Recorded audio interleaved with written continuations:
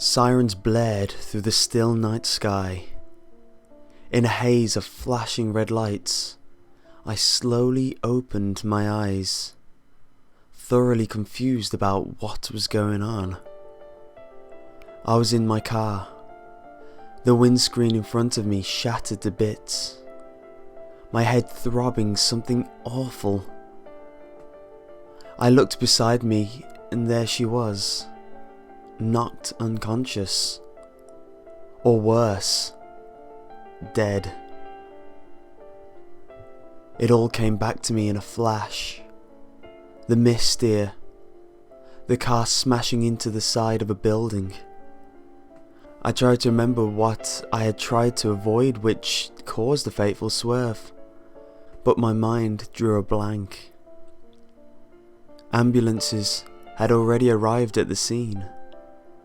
There were a couple of paramedics prying the passenger side door loose, pulling her out and placing her onto a gurney.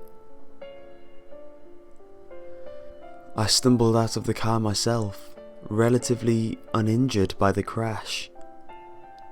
It seemed, besides the headache, I didn't seem to have any other major injuries.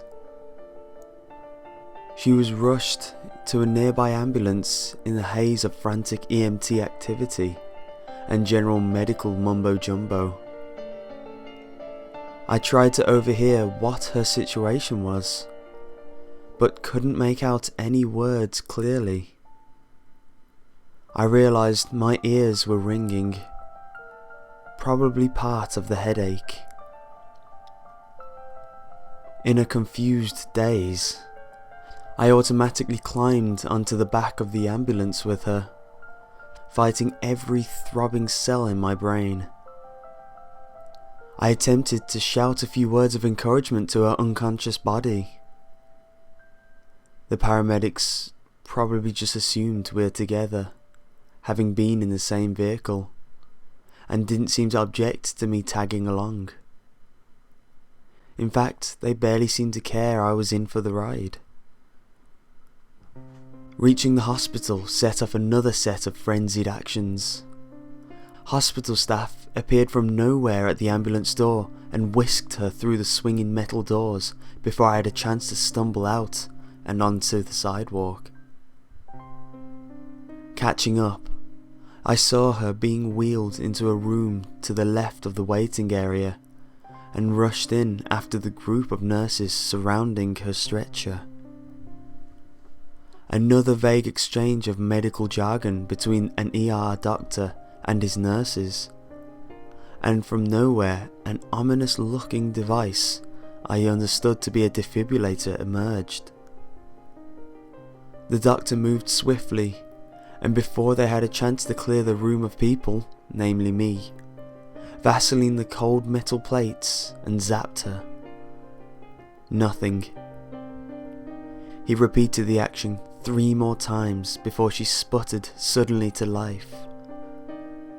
At that moment, all the stresses in the world seemed to be lifted off my little shoulders. She was alive. All this time, I was more or less sure she would have been. But there was always that little voice talking to me in the back of my head saying, "She's gone." She opened her eyes slowly, amidst hacking and coughing, and eventually they met my relief-drenched gaze.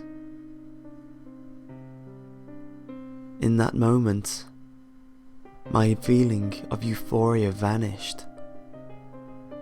Something about the way she looked at me broke my heart.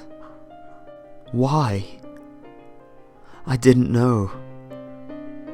A single tear escaped her eye and rolled down her cheek.